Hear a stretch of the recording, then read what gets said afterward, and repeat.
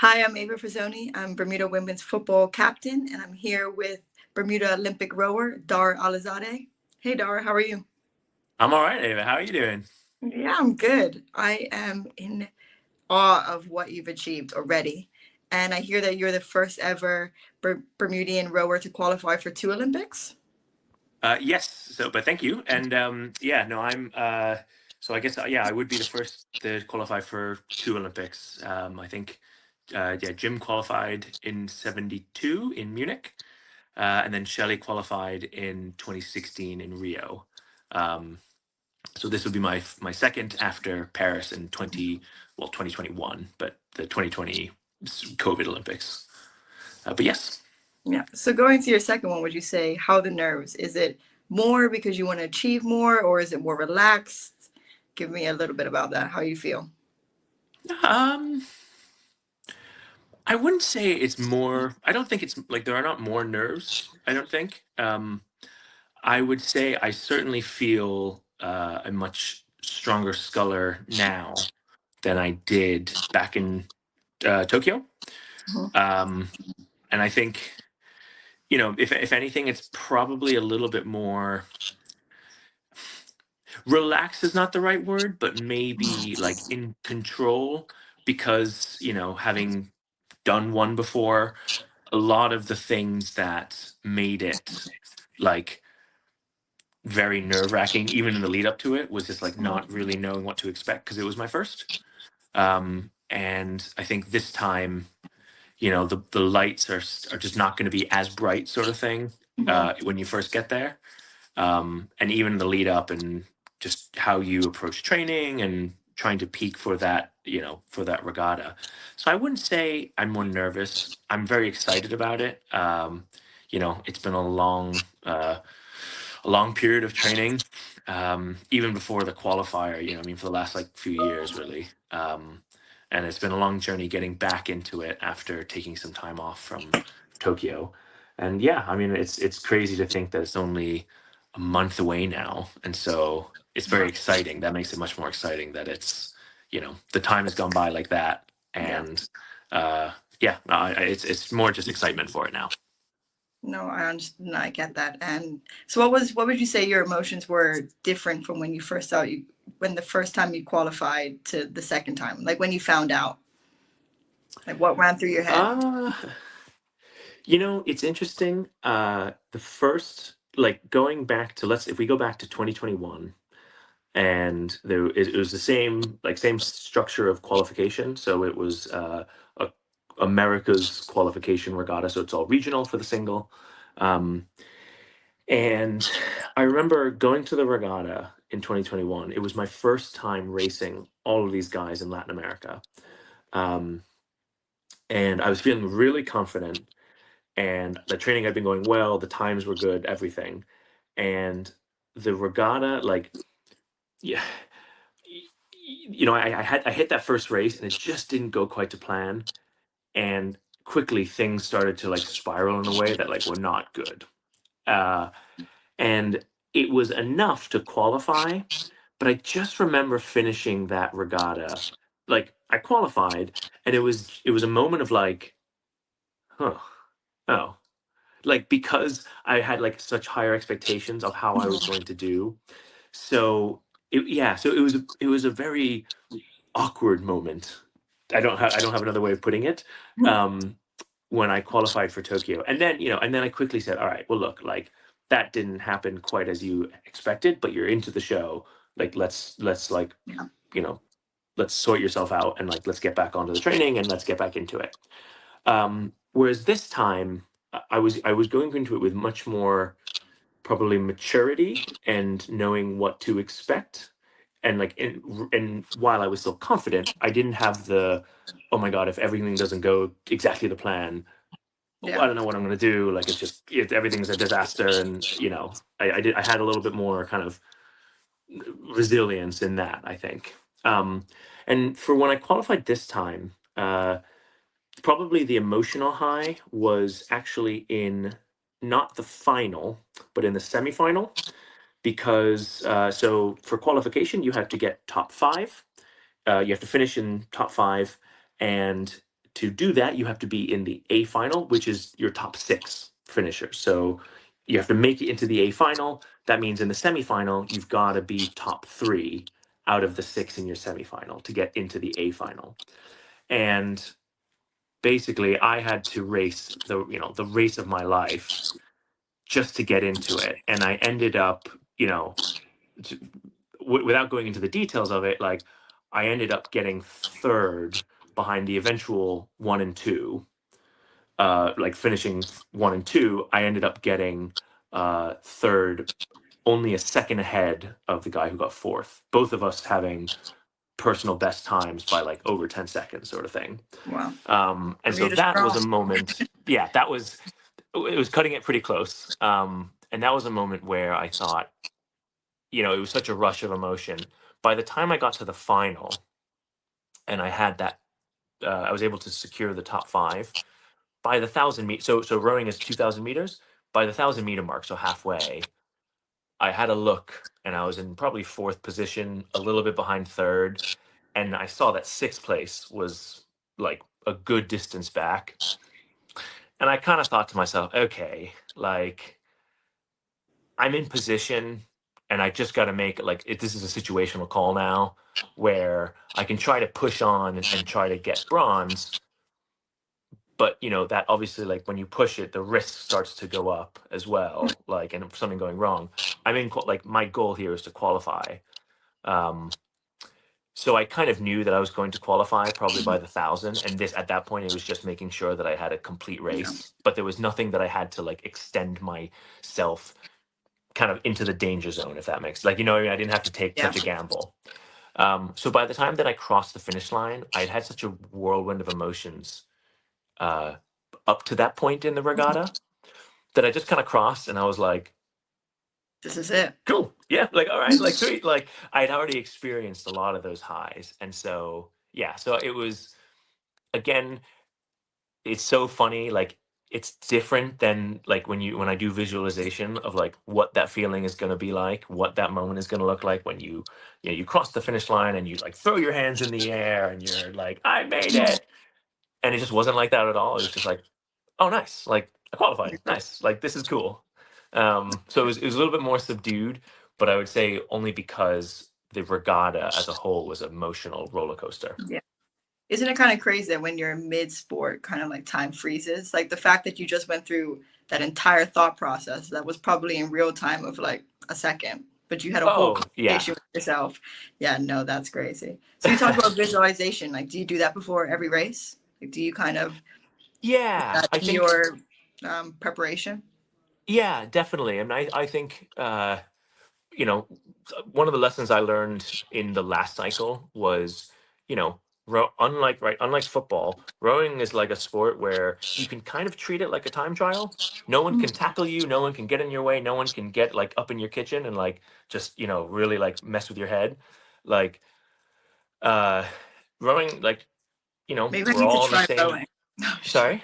maybe I need to try rowing. That's Yeah, I mean, well, like, I guess, like, you can't also get into other people's, right? You can't other, like, it's oh, really just like yeah. you're in your lane, and you stay in your, like, Mhm. literally you stay in your lane.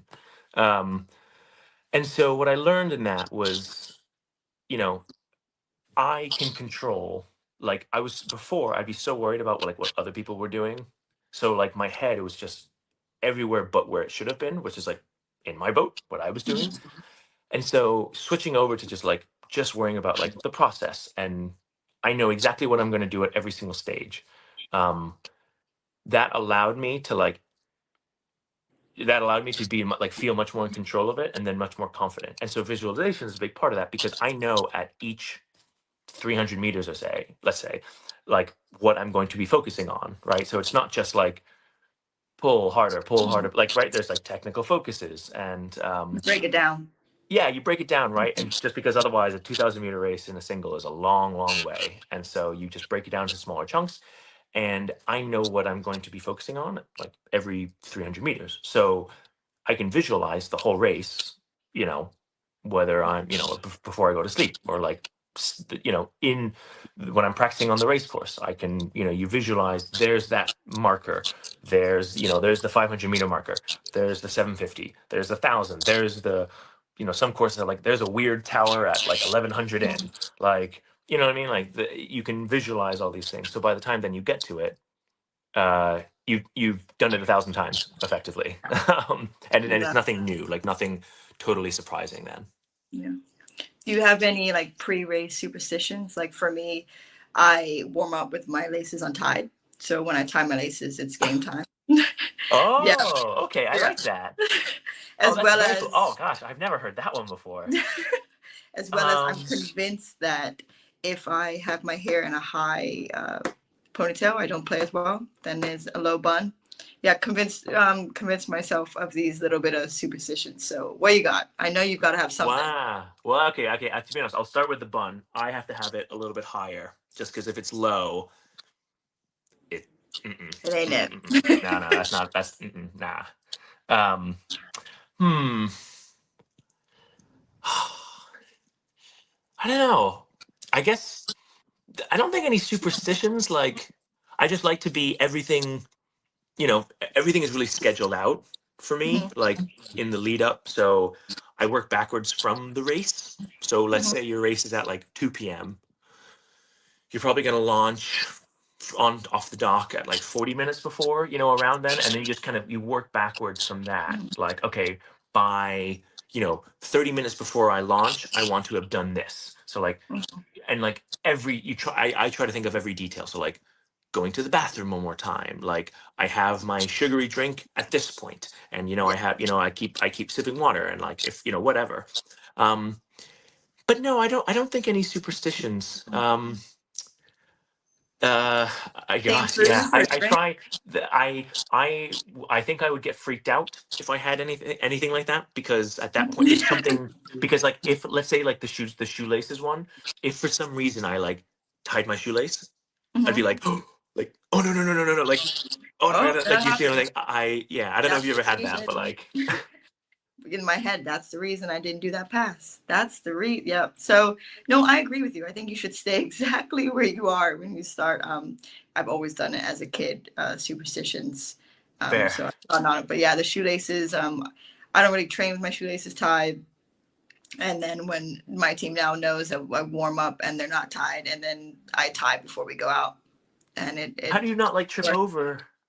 well, Like, because like a football boot tends to be quite fitted anyways. Like a lot of our laces oh, aren't actually like a regular sneaker or a regular shoe needs a lace to pull it. Our football boots tend to be fitted anyway, so they're tend to be just a look. But they're just like aesthetic, the laces. some boots or mine are just too small. Yeah, fair, fair. So you find out that you are qualified. Is there any who did you call? Who was your first person you let know? This is it. I did it again. Well, so I guess so down in Brazil, I guess the first people to know would have been uh my parents were there, Mhm. and my girlfriend was there. Um, so they were like on the shore by the finish line, sort of thing. So that was quite nice. Yeah. Um, and like it's for both the final and then also that semifinal. And I remember by the semifinal, like across the line, and I didn't know either I finished third and I got into the A final, which is good, or I finished fourth and I was in the B final and that was not good. And I didn't know which one I was. So I remember looking at them as I'm rowing in, being like, Did I do because it? they don't like announce it, or like they announced it Yeah. and it was all in Portuguese. So like I had no idea what I couldn't understand it. Mhm.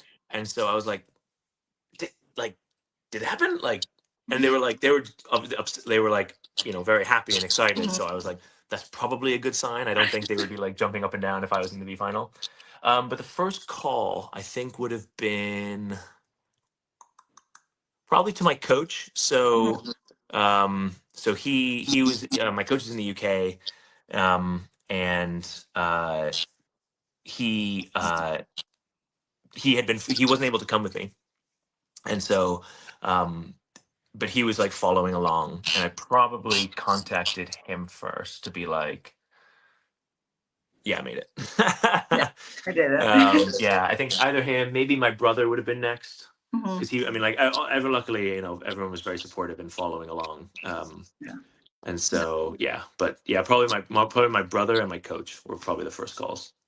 no, that's awesome. To have your family there, that must have been to Yeah, to have it in person. And I know you didn't have all your people there, but to have some of them, and yeah, that must have yeah. Well, so probably like, words can't describe it.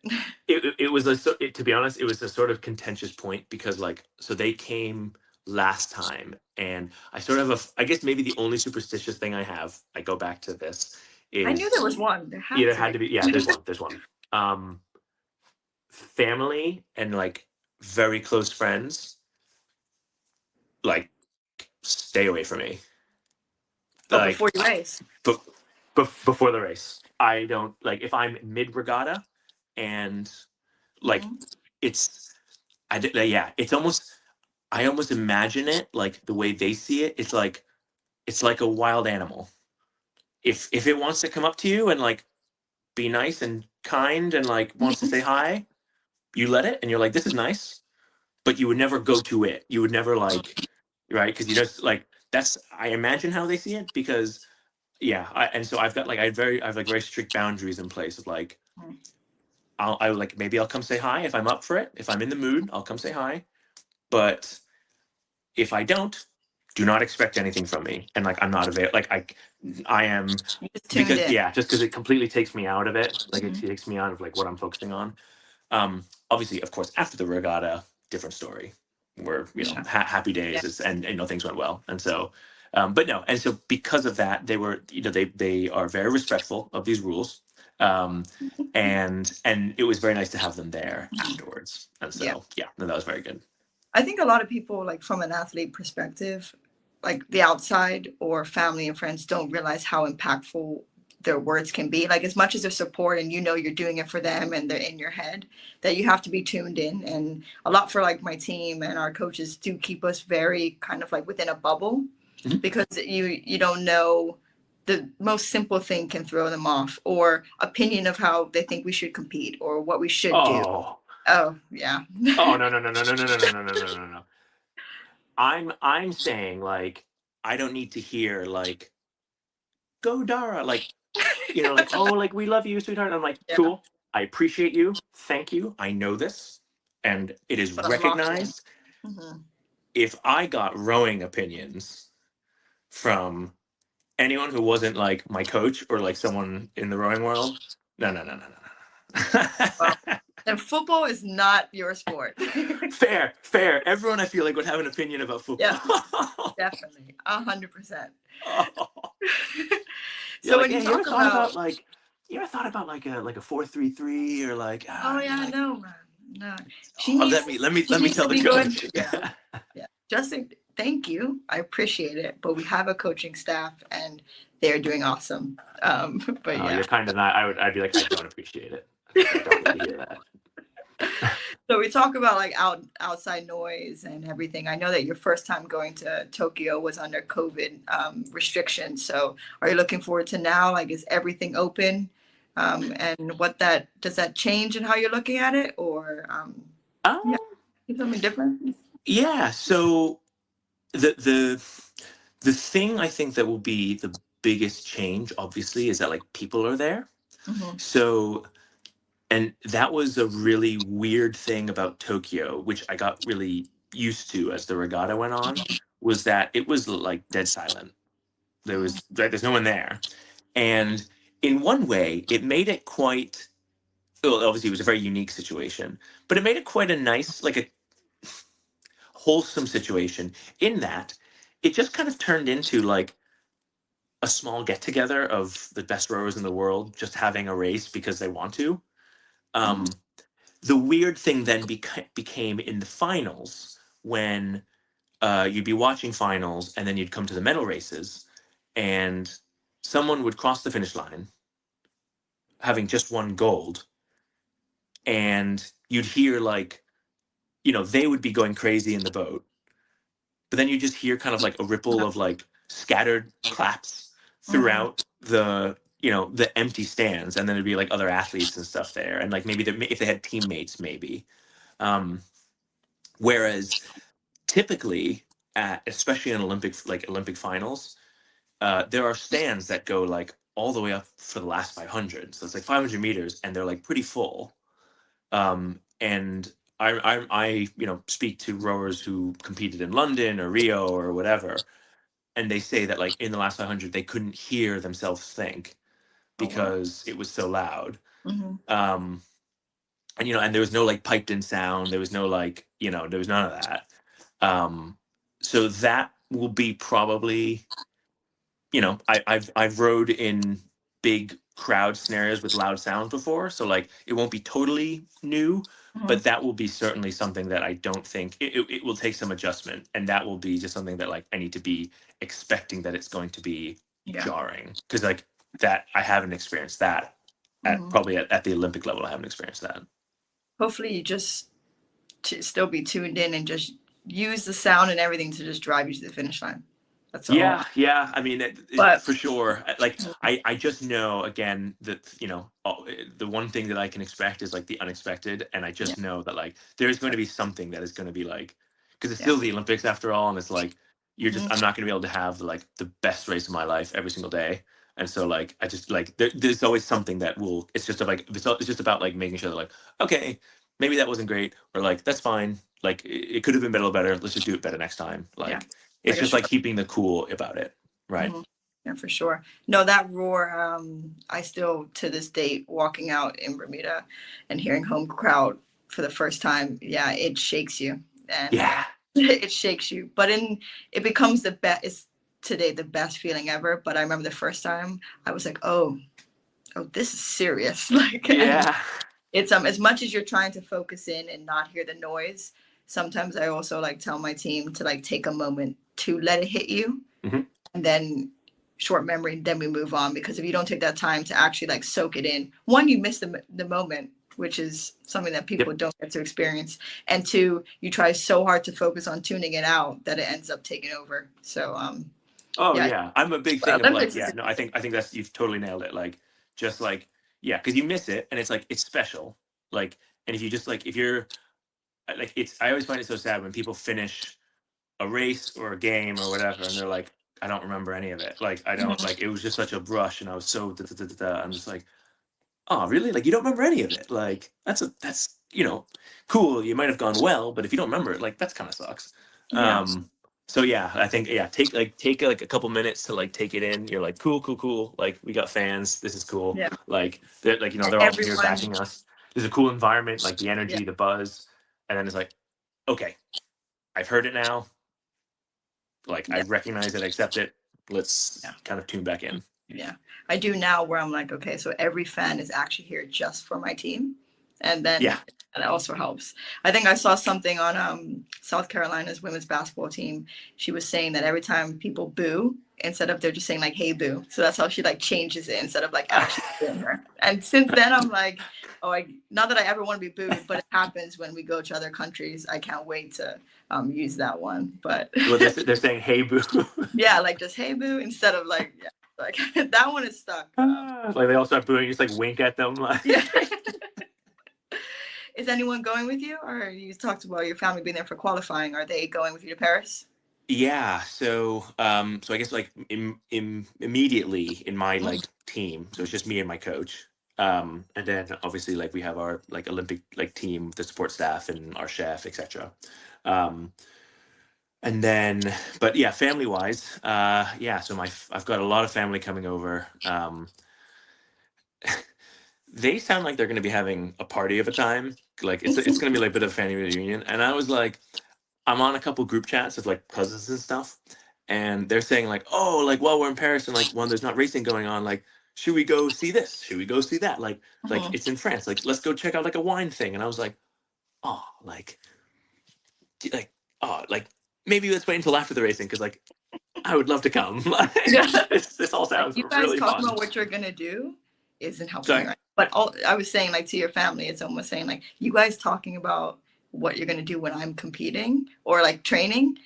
Let's do it after, and then you'll be Yeah. celebrating. Well, oh no, if it's more like I'm like you can talk about whatever you want, like, but like I would like to join. And so this looks really fun. Yeah, no one is. Yeah, they would. That was more just like in the group chat. I just happened to be Mhm. part of it.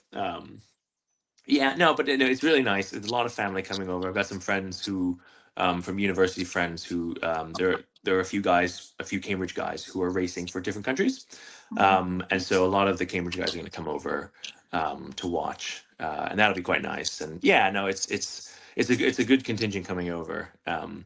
I my immediate family they've been really good about this, and that they have sort of organized a lot of it, because people will reach out to me and being like, hey, like, how do I, Do that. get tickets and stuff? And I'm just like, Yeah. I, I don't know. Like, and so, I can just kind of push them on to my parents, and they'll be like, oh yeah, this is how you do it. And, but yeah, no, that's quite nice that they, it's nice to have that like immediate, like Yeah. assistance. Yeah, no, I agree. And just having your parents there, knowing that you are just got to focus on competing. Yeah. Exactly. Yeah.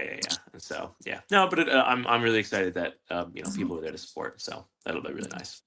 And if you can put it into words, what does your family support mean to you throughout this entire journey getting to where you are now? Oh, um, well, to speak openly, it doesn't happen. Like, it just doesn't happen without them. I think, only, only by their support and in multiple dimensions, does this happen. Rowing is not a particularly lucrative endeavor. Mhm. And so, there's not a lot of money to be made on this. If anything, it's a very expensive sport to do. And it's very time consuming. And so, I think, luckily my family, they've been around rowing long enough and around my doing it long enough that they have a very good idea of, I guess, one, how I operate, but then two, they've been so supportive, and that just means the world to me. And not to, equally like extended family, my girlfriend, my friends, and etc. Um, and yeah, I think it's nice. What's really nice is that, especially for this Olympics, that they'll get to come, Mhm. because they didn't get to come to Tokyo, and it's funny, when we found out that Tokyo was going to happen, delayed, but it was still going to happen, but like no fans. My parents were sort of like, Dara's been rowing for like 11, 12 years now.